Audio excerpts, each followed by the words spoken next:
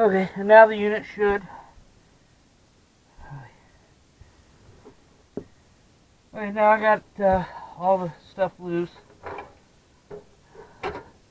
and this should slide out now. Without, I gotta pick up on the gas line here.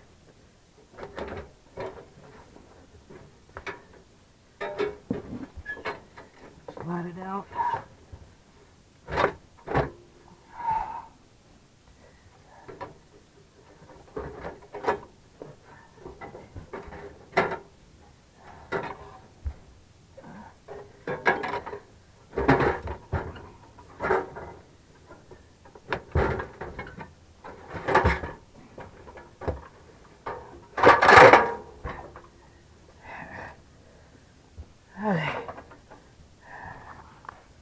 I got the unit out, so now let's go outside and get a better look at it. As a joke, I told my wife I stuck our other heater in there to keep the cats from going in there. I said, look honey, there's our new heater. So let's, look, I got a kitty right there. He's checking out my work. So let's go out and take this apart and get it cleaned up now. Okay, on the exterior part, you have the spacer tube that goes in there, and this goes there on the outside of your RV, and then this slides in like so, and I'll show you how it connects on the inside here. It's basically, it's a slip fit. It just slips in, and like that, and that is your heat discharge tube. So, get the light here. You can see I've got mud daubers and all that that's in there. Gotta get them out. It's quite dusty. And it's dusty up in here. So, going to start cleaning this up a little bit. Basically just using air. Compressed air and a little brush, and we'll get it cleaned up, and then we'll get into the motor, which is here, so I can oil the bearings in that. To get the motor out, I believe I pull this cover here off, and I've already pulled the screws out from this side here.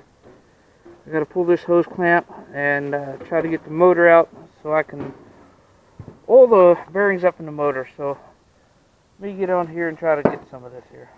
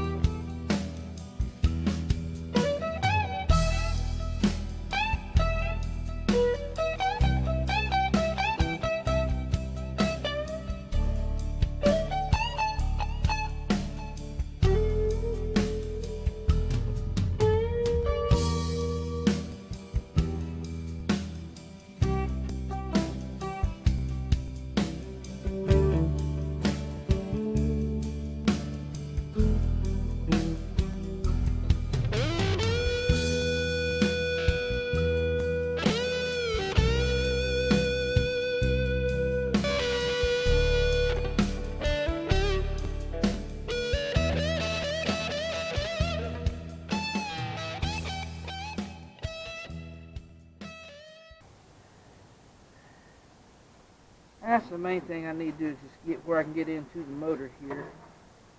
There's things you have to be careful with. I'll show you. One is, it's called a cell switch, which is right here. That cell switch, the heat won't kick on unless the fan is blowing, and to kick that in. If the fan's not blowing, it's not going to kick the gas on to start blowing. So the fan motor has to be blowing. It blows up against this, and then that allows the gas to kick on for the heat then. So got to be careful with that. And this tube here, I'm going to have to blow this tube here out. So let me get my compressor out, and I'm going to go ahead and spray this here so that can be soaking in. Get my compressor out so I can blow this thing here, blow all the dust and everything out of it.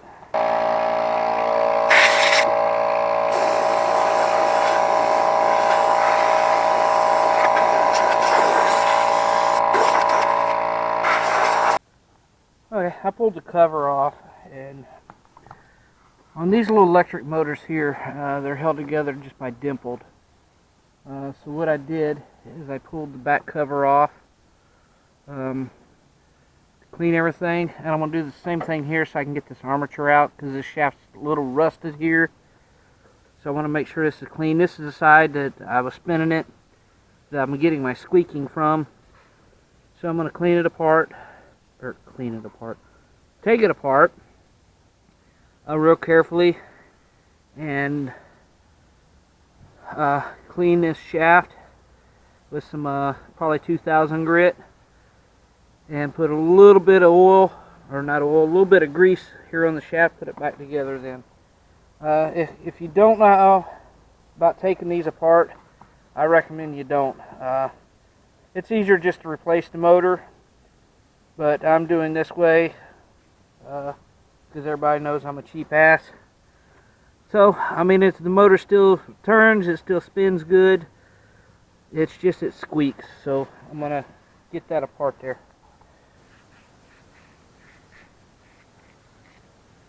And I'll show you a trick to what I do sometimes.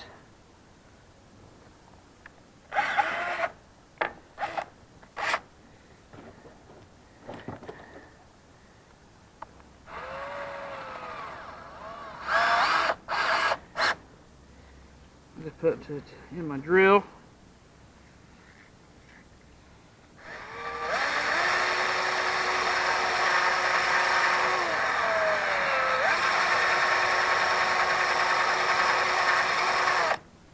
And clean that shaft right up then.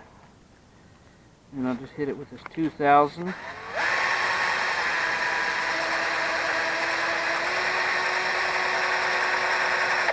You notice there's that washer there. I've got to make sure I don't lose that washer.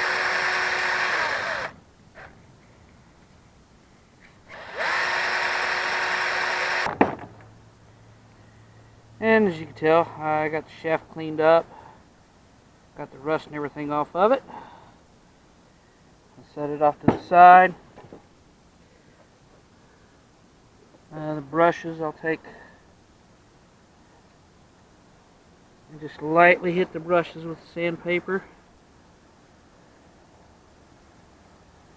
Just to knock part of that glaze off. So when I put it back together and I start using it and turn it on, they'll turn around and see it like they're supposed to. Alrighty. Now we're going to, I'm going to get my grease, and I'm going to put a little bit of grease in where the bearing goes and on the shaft, and put the shaft back in. We'll go ahead and get this put back together.